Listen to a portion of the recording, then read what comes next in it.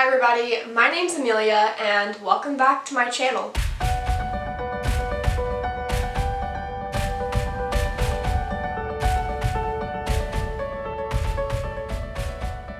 Alright, so I have been trying to film this Oracle deck collection video. Yeah, we're finally doing it, but I've been trying to film it so many times and something just keeps happening. Like something always goes wrong.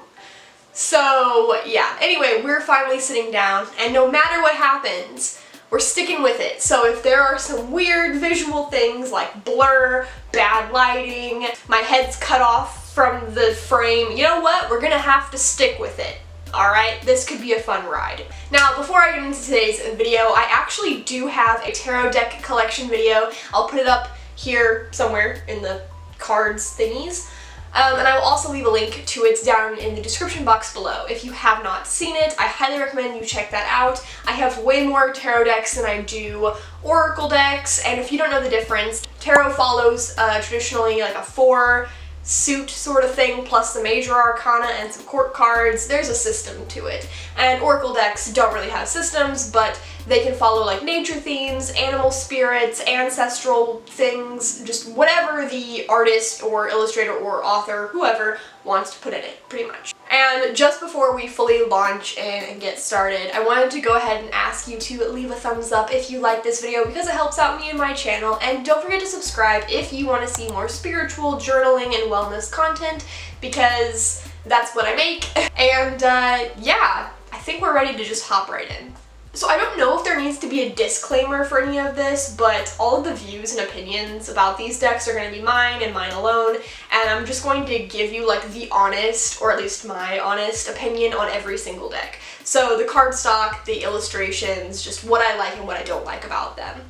I want to point out that I am slightly biased. I love tarot more than I love oracle decks. So I tend to gravitate towards my tarot decks more than I gravitate towards oracle. So my opinions on these might be harsher, and that is simply because I just don't use oracle as much. Though I do want to. To give you a little bit of background for something that's happening recently, my friend has 3 of the Seasons of the Witch oracle decks. She has Samhain, Yule, and Beltane. If you don't know what those are, I recommend you look them up on Amazon. I would put images up on the screen, but I'm not really sure if they're copyrighted. Those oracle decks are probably some of the best I've seen, and I'm trying to figure out which one I want to work with because I don't particularly want all of them, and I'm not quite sure if I want to have one yet anyway. But my friend absolutely loves oracle decks, and that's kind of what has got me into thinking about purchasing more decks. So I might do like a deck haul video coming up because I have my eye on a few oracle decks. So that's cool. But for now, let's just jump into the 8 decks that I do have. Yep, I only have 8 oracle. One of them is not even an oracle deck. We'll start with that one. So the first deck I use as an oracle is this bicycle regular playing card deck. Now, the reason for that is because I like to use numerology and stuff, and so I found it kind of fun sometimes when I see a lot of like numbers in a spread specifically. Like if I'll see the tarot cards in the spread and I'll see a lot of 7s and a lot of like 3s or something, and I'm like, huh, I wonder what this means. And you know, I'll play around with the numbers in my head, and so then sometimes I'll just pull out this classic playing card deck and I will shuffle it, pull out a number, I'll break it in half real quick and pull one, 7. Okay, well, 7, that's what we came up to. But you know, I'll pull one and yeah, you'll see what number pops up, and in this case 7, which goes right along with my little analogy. So if I were seeing a lot of 7s, I'd be like, okay, hold up, this seems like a very important thing. So yeah, I like to look for angel numbers, number sequences, and just kind of use the playing cards as a way to pull on additional energies, specifically numerical energies. Kings, queens, and jokers do exist in my deck, and I do have it in here, so that could be a fun thing to play with. This is the 7 of spades that popped up for me, so we could think of it like the 7 of swords, so maybe there's like some extra air energy in here that we want to look at, but it's kind of just like an additional way to try divination. It's cartomancy.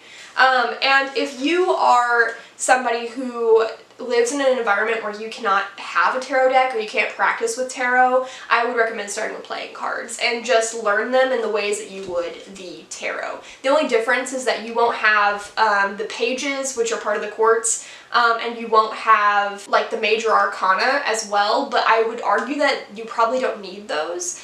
I mean, okay, yes, you need them. Like if you have the ability to have them in a regular tarot deck, those help you to gain better perspectives and meanings and such, but I think that you can still use cards in the same way that you use tarot cards to divine meanings and understanding. Is it ideal? Maybe not, but I like it for numerical stuff a lot, so that's why I have a playing card deck in my collection.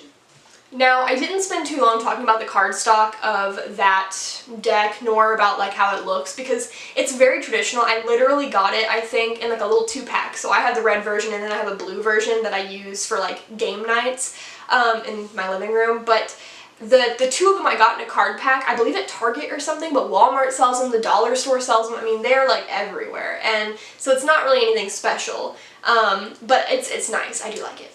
Okay, so let's move on to another deck that is not really an oracle. I mean, it is, but it isn't. You'll see. So I have this Art Nouveau Lenormand deck, and it is by Lo Scarabeo. I do not know who the author is, or like the illustrator.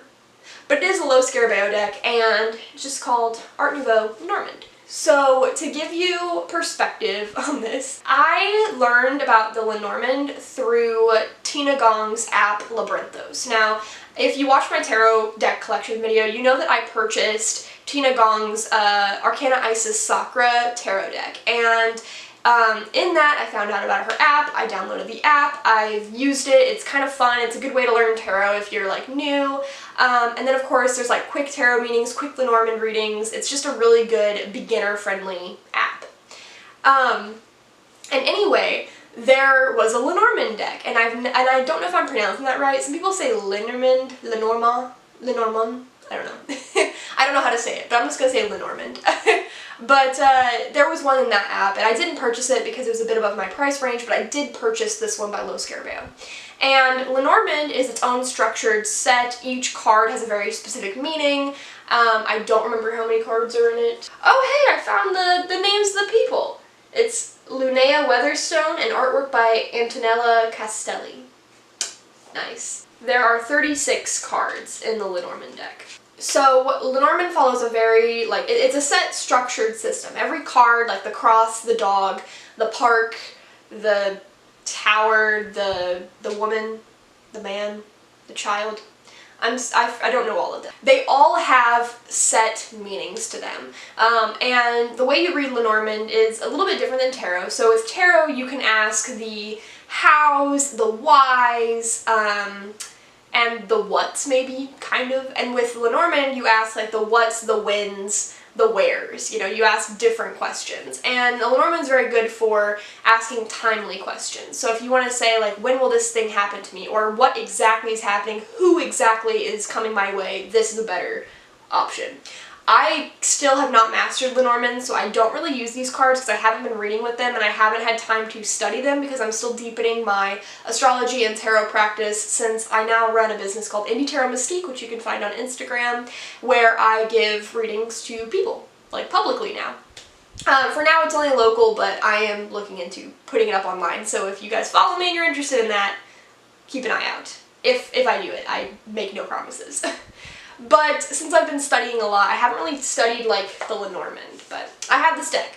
That was a really long rant for no reason, but let's just go ahead and open the deck. So the box opens like this, and we'll take all this stuff out. There is a little ribbon inside, which hold the cards. I don't really use it for the guidebook.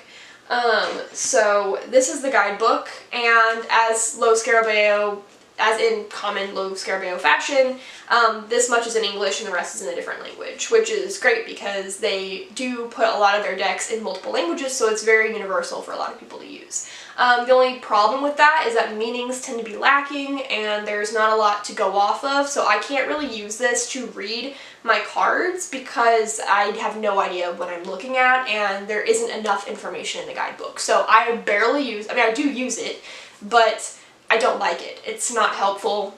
I'm sorry.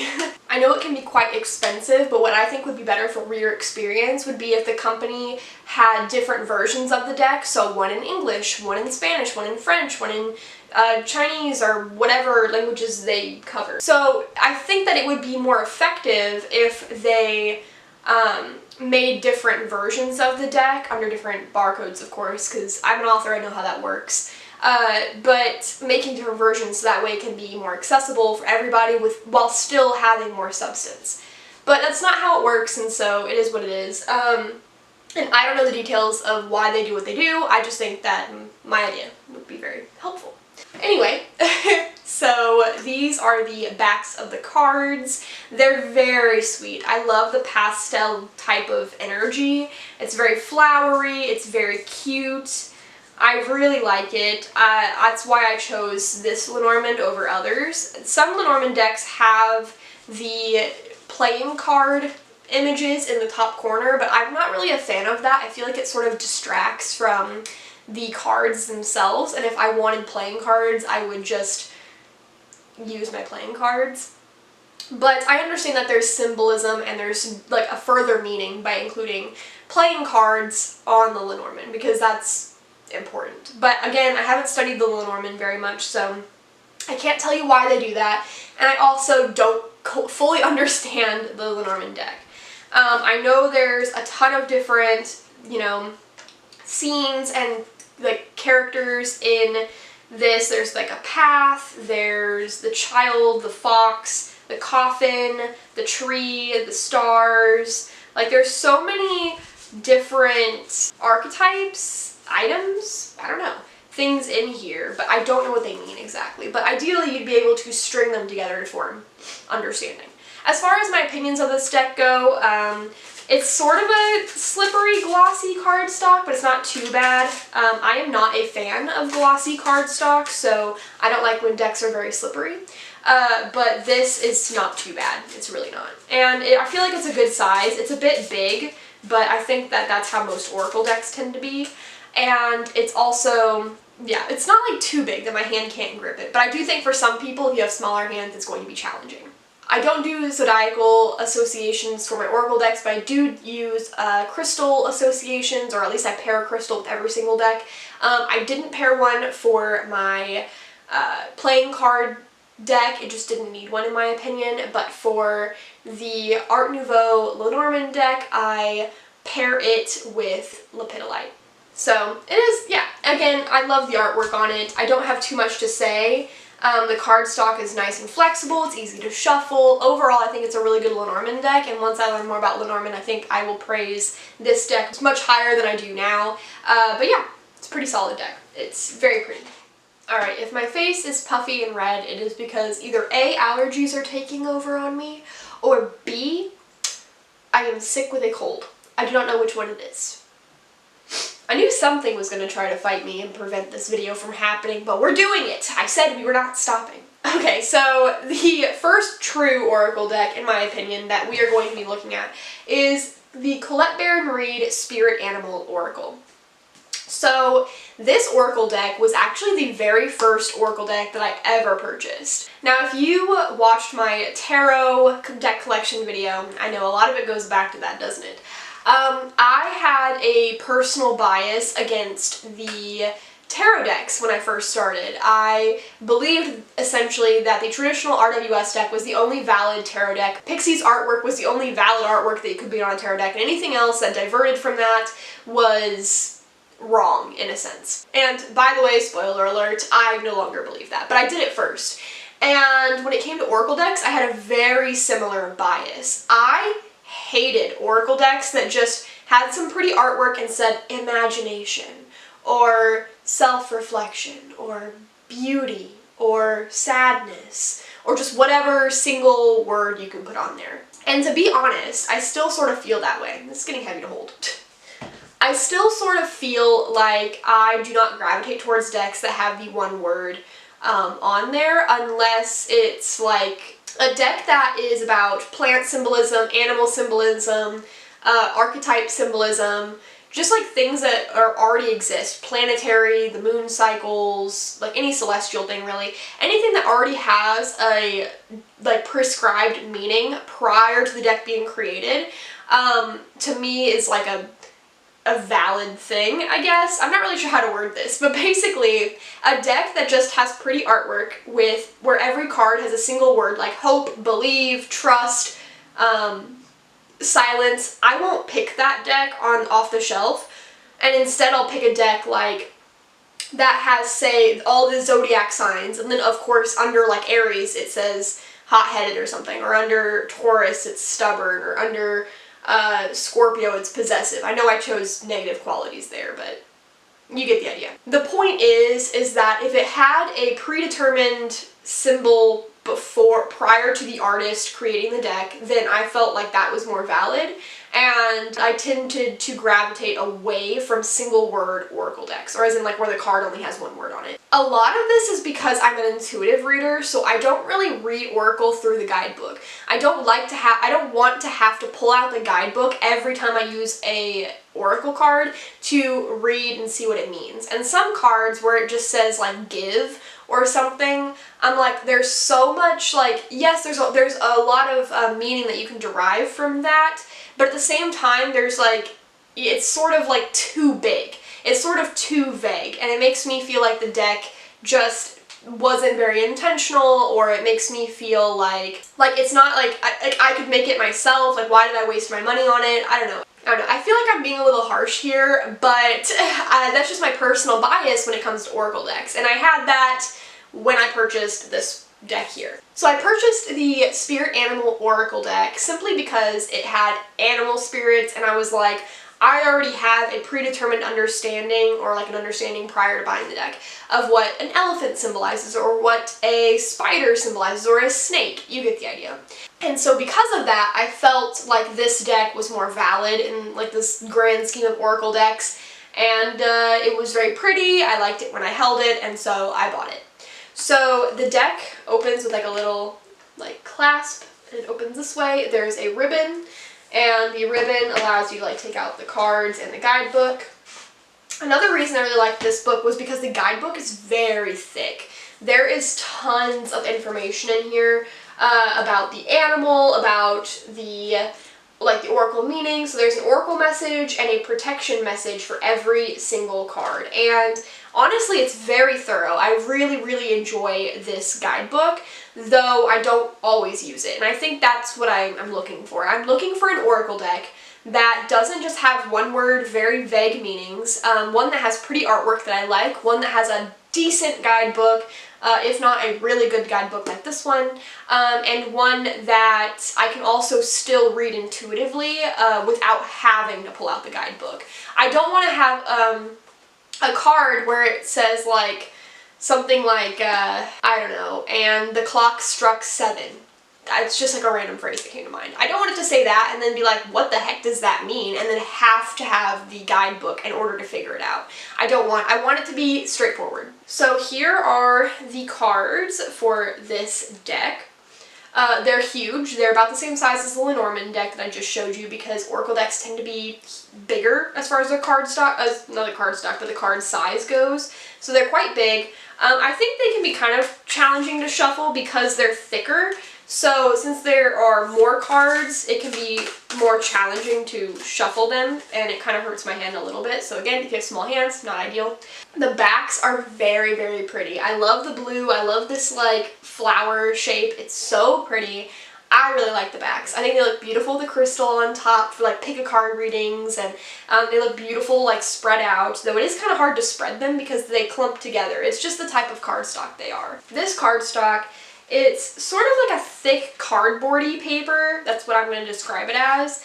And it's fairly flexible, so it's not super stiff, but it's matte, and it has a tendency just to clump with the other cards. Now this is like a very common oracle cardstock type, but I feel like it just doesn't work because You can't fan the cards very easily. Shuffling them overhand, they clump together, and riffle shuffling them, it's a little bit easier, but because it's so thick and stiff, it can be challenging to do the riffle part. I cannot bridge, but even if I could bridge, I don't think these would be easy to bridge, so it's just not my favorite cardstock. It's not impossible to shuffle them, but it is a little frustrating. The imagery is very cute. They're animals. I love that there's so many types of animals, like a canary spirit or like a chameleon. Like I would have never thought of putting those animals into a spirit animal deck. Like rabbit, wolf, lion, those are traditionally like animals that you see in oracle decks, but I didn't expect to see like the nightingale or the flamingo. That was really a welcome like surprise, and I like the colors in this. I love the vivid blues and purples, and it's not my like typical style. I tend to gravitate towards pastels, but I actually really love these very vivid, bright colors. One thing I'm not such a fan of in this are the embellishments that are added to some of the animal designs. So I'm holding the brown bear spirit, and he has all these feathers around him, a bear claw like thing on his chest, lots of face paint and jewels, and then like this canary is standing on a flute and has like a king hat, king crown thing. And I just don't like it. I think they went a little, I think the author, no offense to Colette Baron Reid, I think it just went a little overboard with the Photoshop on some of the animals and their embellishments. Some of them are subtle, like the skunk is very subtle to me, the bee is very subtle, but like the stag, or there's one in here, the rhino, it's just like, it's covered in flowers. I don't know, I feel like some of the embellishments go a little too far. However, this deck has been an amazing reader for me. I absolutely love it. I mean, I get like intuitive hits with it. I don't even have to use a guidebook, and when I do use the guidebook, it like up-levels my reading. I love that beneath every single like title, so like Brown Bear Spirit for example, it says take time out, or like, you know, there's like a phrase underneath it, Beaver Spirit, lay a solid foundation, you know, and I really, really like that. I love that there is an extra phrase beneath it. I've fallen in love with it so much that now when I look for oracle decks, that is something I consider, especially if the first word, the title word, doesn't like tell me exactly what that card means immediately. I look for the additional phrase underneath it. This is also because I don't want to have to memorize every single oracle deck and every single card or use the guidebook every time, so that's partially why I look for that. For the Spirit Animal Oracle deck, I pair it with Amethyst. Overall, I really love this deck, as in like I love the meanings, I love the art for the most part, I really do. I'd give the art for my style personally like 8 out of 10. Like I really, really like it. I think that it's an amazing reader. I love using it for the end of my readings. It's so lighthearted and welcoming, and it's very helpful. It's like the cherry on top, you know? But the cardstock is definitely not my favorite, so that is sort of like a frustrating thing, and yeah, it's not easy to shuffle like at all. So my next oracle deck is the Green Witch Oracle, and this is by Sherilyn Darcy, and it is a plant-based oracle deck. The Green Witch Oracle's crystal association is green aventurine.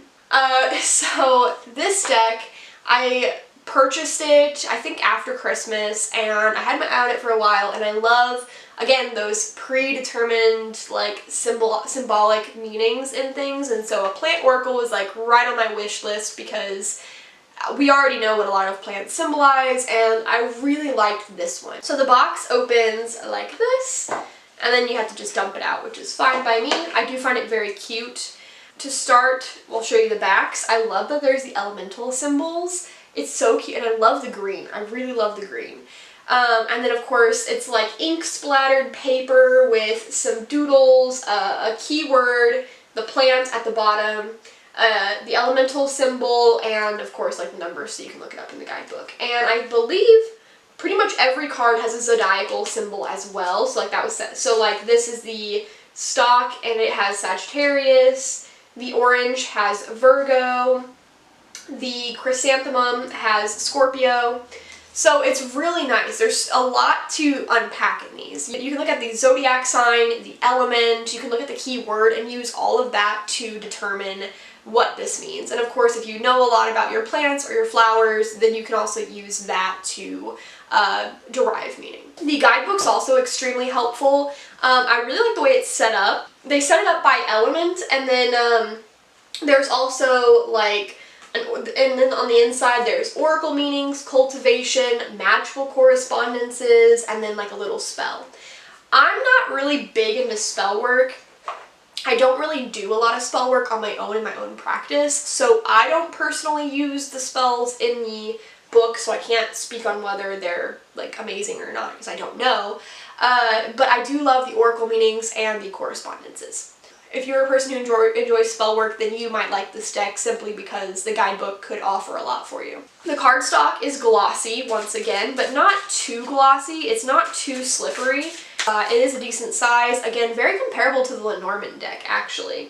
But this is by Rockpool, not Lo Scarabeo. I really do like it. I love that there's, like, I don't know, I think the images are kind of funny to me, but I think it's very pretty when it's in a reading, and I also really like the keywords. Again, it's just very helpful for me when I derive meanings from a reading from the deck. I don't really know what else to say about it because I like the cardstock. It shuffles well, it's not too slippery, it's decent size, it's beautiful, and it has everything I want in an oracle, so I guess there's not much else to add to that. I will admit that I don't really reach for this deck very often. It's definitely something that I pull out like here and then, but that's how a lot of my oracle decks are, so I wouldn't say that it's because of the type of oracle deck that it is that I don't reach for it. I think that that's just me. Yeah, I can't really think of any like tragic downsides or drawbacks of it, so that was the Green Witch Oracle. Alright, so again, if you watched my tarot deck collection video, then you'll know that the next deck I am going to show you, while it is a tarot deck, I actually use it as an oracle. And I'm going to go ahead and bring it here now because it's in my oracle collection. So this is the Ancestral Path Tarot by Julia Cuccia-Watts? Cuccia? I don't know how you say her name. And it's by US Games. I pair it with clear quartz. It is definitely an ancestral deck. I love using it for familial or ancestral readings and for people whose energy to me feels very like wise or in need of wisdom from their ancestors. I won't spend too long on this because I did talk about it in my tarot deck collection video. So I don't want to like repeat myself too much, but this deck I have a love-hate relationship with, in a sense. I love how the suits are divided up between 4 different time periods and cultures. So the cups follow the story of King Arthur and the Knights of the Round Table. The swords follow a certain period in Japan. I'm so sorry that I do not know the time period. I lost the information card from this deck somehow, and I just haven't put in the effort to figure out what all the time periods were. I don't even know when the story of King Arthur is supposed to happen. I just vote Dark Ages. I don't know enough, but I am a lazy person. Let that be known. The pentacles are called sacred circles, and they follow native peoples from, I believe, the northern part of the Americas. And then the wands are called staves, and they depict ancient Egypt. It's a beautiful deck. I love the imagery so much. I think it's gorgeous. There's a lot to like about this deck, but there are certain cards like the World, the Hanged One, and the Fool, for example, that I am not a fan of. I don't think they're creative, or at least I don't like them. It just feels separate from the rest of the deck. Like, they have beautiful cards, like this author or the creator has beautiful cards with tons of vivid like colors and everything looks very intentional, and then there's some cards that just fall flat in my mind. Aside from that, the cards are massive, and that is a problem for me because I find it extremely hard to shuffle this deck. And so I have to shuffle it like vertically rather than horizontally. So I'm not a fan of that. This deck is like I said, I have a love-hate relationship with it. If you want to learn more, I go into everything in my tarot deck collection video, but I don't want to repeat too much here. But it's a deck that I think is beautiful. I think it's fantastic. I really, really want to enjoy it, but I have a hard time because of some of the design flaws, if you will. So my next Oracle deck is the Wild Unknown Archetypes Oracle deck by Kim Krans. So it does actually come with like a paper cover slip, but I have it somewhere in my filing system, but I took it off because I was getting frustrated pulling that slip off every time I wanted to open it. A big drawback, I'm just going to say it right now, of this deck is the packaging. It is so heavily packaged, and that makes it a bit frustrating to take out and put away. But it's a really lovely deck, and I really like it. I do not own Kim Kranz's tarot deck, nor do I own her Animal Spirit Oracle. But I own the Archetypes Oracle, and on my wish list I have her Alchemy deck. I'm very interested in it, but I don't know enough about alchemy, so I'm kind of like on the fence about purchasing it because I don't know when I'm going to have time to study alchemy. But this is not about her alchemy deck. This is about the Archetypes deck. So here it is. It's a huge box. It's very heavy, but again, it's a lot of packaging. So imagine for a second that there was a cover, and then you have to pull the cover off because it doesn't like undo. You have to like pull it off like a sleeve, you know, like one of those book sleeves. Then you lay it flat and you open it with this magnetic side. It opens. You have a ribbon. You have this really pretty guidebook. And wait, there's more. There is a box within the box that the ribbon can help you pull out. This box is circular. And when you open this box, there's another ribbon that helps you to pull out the deck. So this is a lot. It is. Oh gosh, it is a lot. Okay. So I'm not a fan of the packaging. I have considered just leaving it in this like circular box instead to make it easier on me, but I want to keep the guidebook. And I was like, okay, I could put that on a shelf nearby, but then it's not able to sit with my other decks because it is no longer in a box. So I keep the packaging, but one day I think that's going to change. The guidebook is this, it's very nice. It lays like flat very well. It's in, the pictures are in black and white. I have highlighted things, I've written notes in here. It's supposed to look like the person wrote notes in it as well, so it's not like just me, but I have added more additional notes because there's just so much to these cards.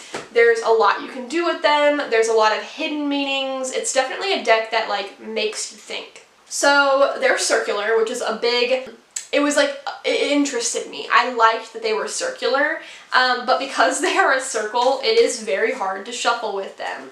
Also because of the cardstock, but aside from that, just being a circle makes it a bit challenging to shuffle with. But I really like that it's a circle. I don't know, I think it's unique and I love the way it looks alongside my other cards. The backs are like this grainy diamond image, and to be honest, I am not a fan of that. I don't like the backs. I would have rather had them be something else. It's just very grainy, it kind of hurts my eyes, and I don't like looking at them from the back, so I usually don't. The cardstock is very similar to the Spirit Animal Oracle deck by Colette Baron Reid, so again, it sticks together. I have worked with this as much as I can, but it still clumps. It clumps when I shuffle. You can't like spread them very easily. They clump together, they stick to one another. So sometimes when you pull a card, you have 2 or 3 cards attached because they all clump together. It's just the cardboardy matte type of cardstock. They just cling to one another. And so that's a bit frustrating. So shuffling this deck is not impossible, but very, very challenging.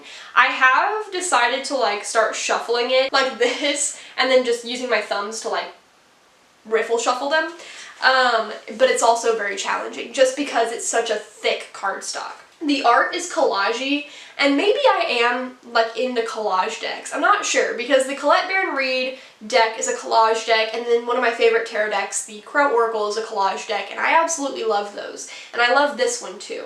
So it's a bunch of collage and watercolor artwork with a little bit of line work that she, that's something that she uses in her tarot and in her oracle deck, or spirit animal oracle deck. So that's nice, but I just really like the collage stuff and the watercolor. I think it's very pretty, the colors are vibrant, and I don't mind the borders around all this. I think it fits. There are tons of different archetypes in this, like there's object archetypes like the medallion, there's people archetypes like the pilgrim, and there are place archetypes like the bridge or the castle or the underworld. And then there are also like these like bigger archetypes, like this is agape, and there's also like the gnosis, and just a couple others, I forget what they are, but there's a lot of really interesting archetypes in here. I honestly love pretty much every single card in this, except for, it's called the comic, that it's a cat that looks like it's crying or something. It's like, I don't like it. I don't like it. It doesn't feel playful to me. It feels like a meme card, but not like a good meme, like a tacky meme. So I'm not into that card. I hate seeing it. I hate pulling it because I think it's ugly. But there are quite a few pretty cards in here. Like, I think the majority of the deck is lovely to look at. Overall though, I really like reading with it because I feel like the deck really digs deep at your soul and picks out the most troublesome things that you don't want to talk about. It's a very great deck for shadow work. It's great for asking about a who, what, when, and where like situation. I really like it as an oracle deck. I don't use it for other people because there are certain cards in here that I just don't have a good association with, like the Bardot, for example.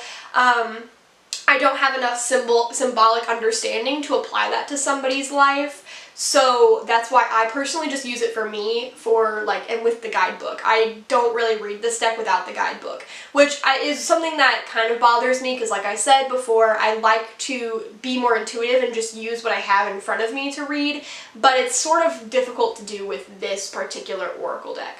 Though I think out of all of my oracle decks, it's up there as like my favorite, if not my favorite, my second favorite. And the crystal association that I pair with this deck is like this white quartz. It's just a quartz rock that I found outside. So it's not like clear quartz or anything, it's not polished, but that's the stone that I pair with it.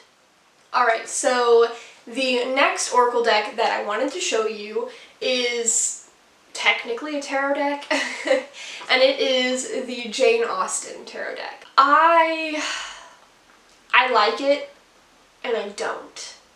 But it's not the same as my love and hate relationship with the Ancestral Path Tarot, which I actually really like the Ancestral Path Tarot. There's just a few things I really hate about it.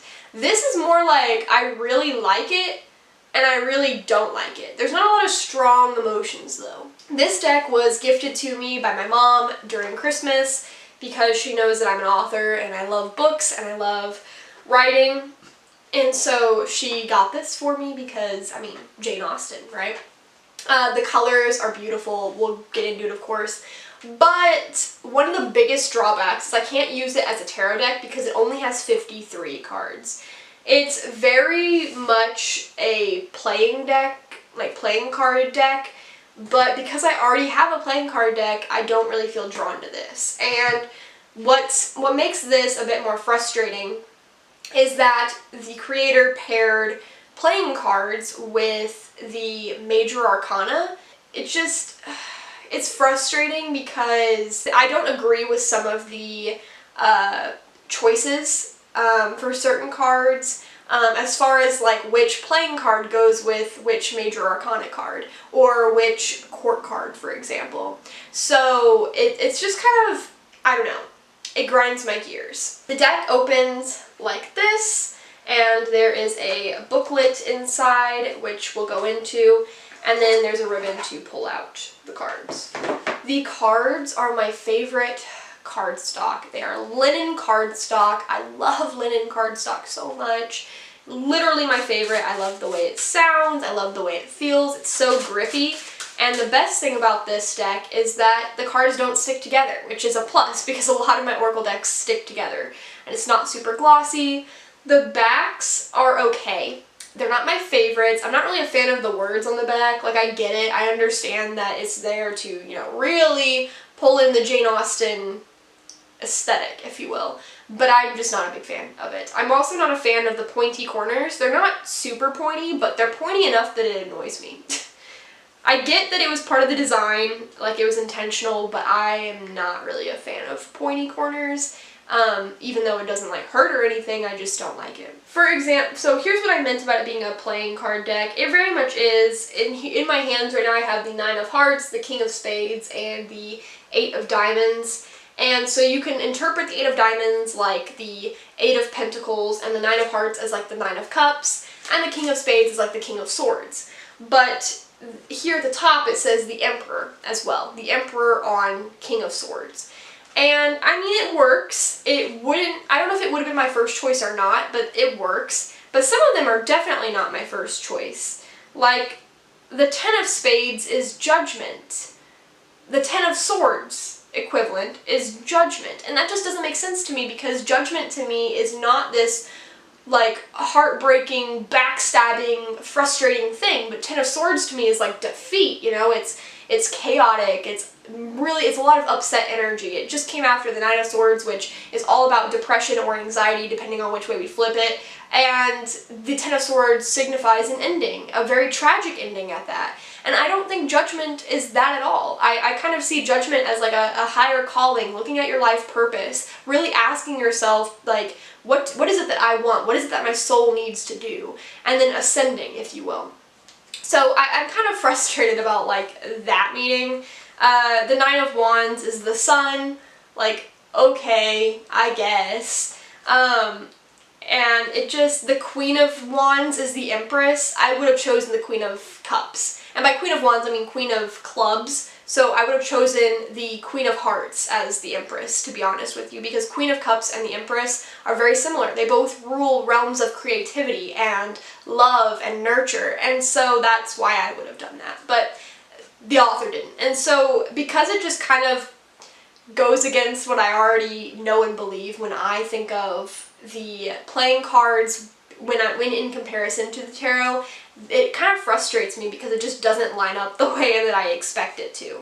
The artwork's very cute. I think that if you love Jane Austen and you love, like, her work, then you're going to love seeing the characters come to life in these, like, little frames in the cards. You know, you're gonna like seeing that artwork. There's a bunch of quotes in here. I think it's very sweet. I think that certain characters definitely fit the energy of the card, and certain like scenes definitely fit the situations. So I think that was done really well, but I'm just a little disappointed about like the 9 of Diamonds or the 9 of Pentacles being the Hermit just doesn't make sense to me. I would have probably chosen a 4 or something where you have to look inward and seek contemplation, or maybe an 8 of Cups even, because that's about moving on or something. And you could I think of the Hermit as somebody who journeys off somewhere to look within. But I don't know, it doesn't all make sense to me. I don't really use this deck because of that. The energy is sort of meh. And for me, because I don't know a ton of stuff about Jane Austen's work, I have trouble connecting the imagery to the card itself. So I am fully relying on the 5 of Clubs, for example, or the Queen of Spades. Like, I'm fully relying on my knowledge of the playing cards to determine what I'm reading or what I'm looking at. And if I'm going to do that, I'm just going to get my playing card deck out, or better yet, I'm going to get a tarot deck out. And so I know I'm being really harsh on this. It's a beautiful, beautiful deck, and I think for people who don't have issue with the choices made for certain cards, or for people who love Jane Austen, love this pastel design, love the cardstock, etc., I think that it would work for them, but it's just too many issues for me that I don't like it, and I think I could see myself giving it away at some point. As far as stones that I pair with this deck, I believe I have the blue lace agate with this one, and yeah. So it's, again, I love the cardstock, I love the imagery. I can't connect with the rest of it though. Now, as we near the end of this Oracle deck collection video, I wanted to reiterate that I warned you that I was not going to be super gentle with these reviews. I am harsh, I am biased, and we must remember that. That Oracle is not my first choice. My first choice is always Tarot, so we'll keep that in mind. And I have a lot of very nitpicky things about these decks, but I wanted to be honest with you. I'm hoping that Oracle decks in the future don't have this much of like an issue for me. We'll see. We'll see. So the last Oracle deck that I have to show you is the Crystal Wisdom Healing Oracle by Judy Hall. This is a 50 card deck, so 50 different crystals. My mom gave me this as well, and honestly, it's a pretty solid crystal deck. I have seen other crystal decks online, and I'm gonna be honest with you, this one is really, really good compared to the others. I've seen crystal decks where they put the meanings of the crystals on the back of the cards. I'm not really a fan of that. I've seen other decks where it's kind of cutesy drawings, which is very cute, but I don't know, I like this deck a lot. So there's a little ribbon and you can pull out the case like this. There is a wonderful guidebook. This is honestly probably why I love this deck so much. This guidebook is so helpful. It has the card, a keyword, so this is lapis lazuli, and it has heavenly wisdom, and then it gives you like a brief summary of what the card does, or what the stone does, I guess, sorry, my bad, what the stone does, as well as a self-understanding section, divination, healing insight, and then some correspondences. It is so good. It's amazing for learning crystals, and I'm very happy with it. I like using this. Now, my only thing is I don't really know a lot of crystals, and so I don't really use this for clients. It's just for me. And I don't have a lot of these crystals. I remember separating it out, and I had like hardly any of the crystals that are in this deck. So, actually, is this all the ones? Are these all the ones I have? It's still separated. This is as many as I have. This is as many as I don't have. So.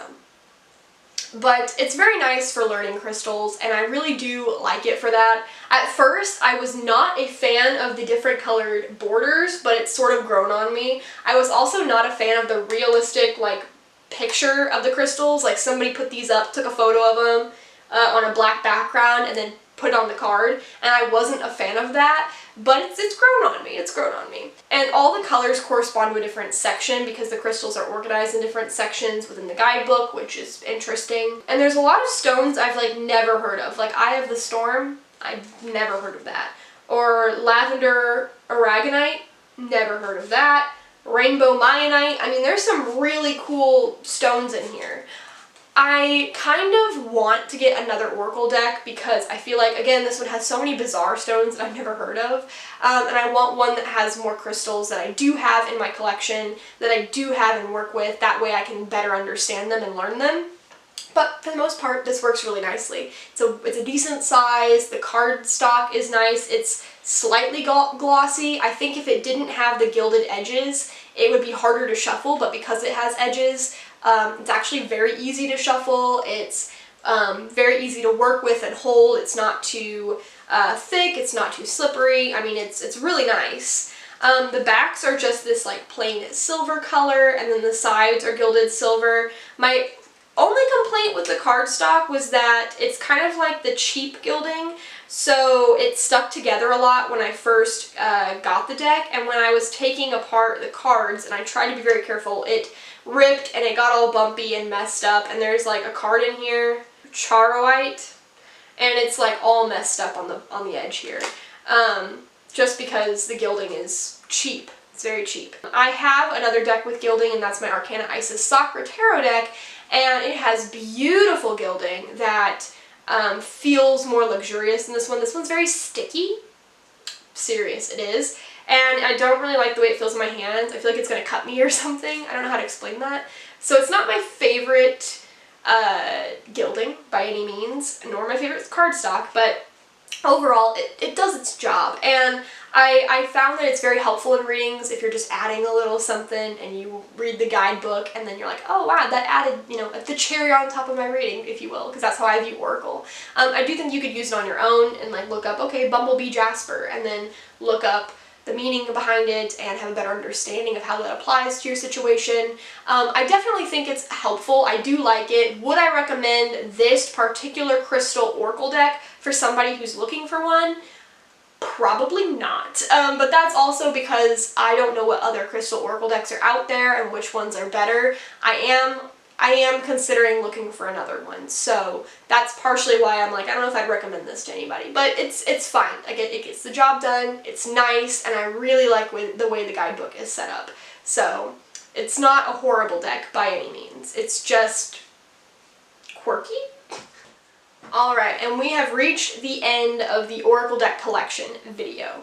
So, final thoughts out of all of my Oracle decks that I've shown. I think my favorites are the Wild Unknown Archetypes Oracle deck by Kim Krans, the Green Witch Oracle by Sherilyn Darcy, and the Spirit Animal Oracle deck by Colette Baron Reid. Those are my favorite oracles, and as far as least favorite goes, I don't know if I have a least favorite. I would say maybe the Crystal Oracle, maybe the Jane Austen Oracle, or whatever it is.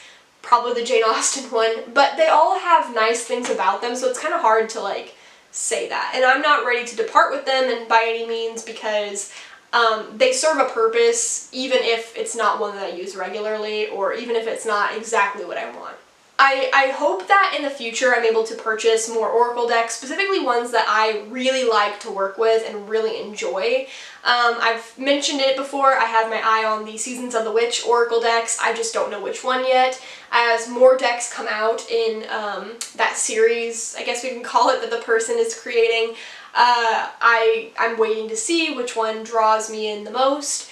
And then aside from that, I'm looking for another Crystal Oracle deck, and there's a few other decks that I just have in my wish list, you know.